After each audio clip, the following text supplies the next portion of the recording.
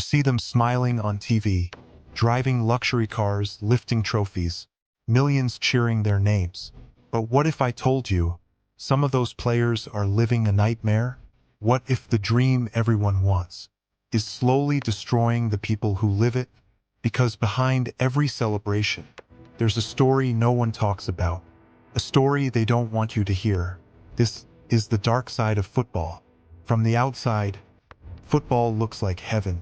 Money, fame, glory, the perfect life everyone dreams of. But inside, it's a battlefield, a place where pressure kills passion, and perfection is never enough.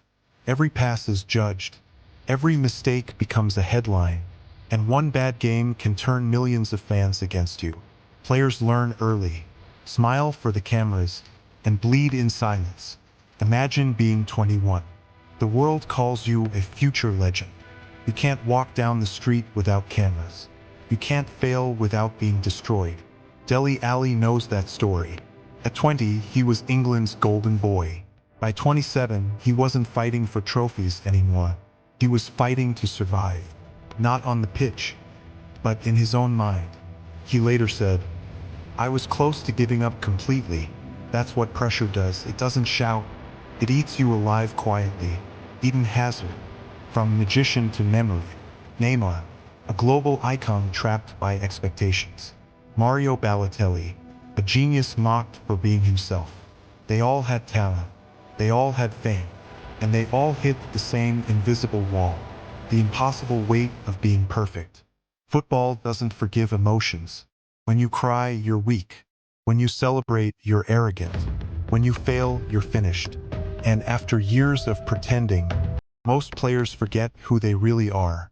No one trains you for loneliness, for the nights when you can't sleep because of anxiety, for fake friends who disappear when the goals stop, for a world that loves you only when you're winning.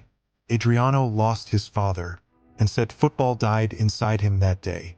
Paul Pogba, from World Cup hero to ghost of the headlines. Everything can change in a single year. And still, we tell them, stay strong. We say, you have everything. But what if everything isn't what they needed? Here's what most fans never realize. Fame doesn't make you happy. It isolates you. Players move to new cities every year.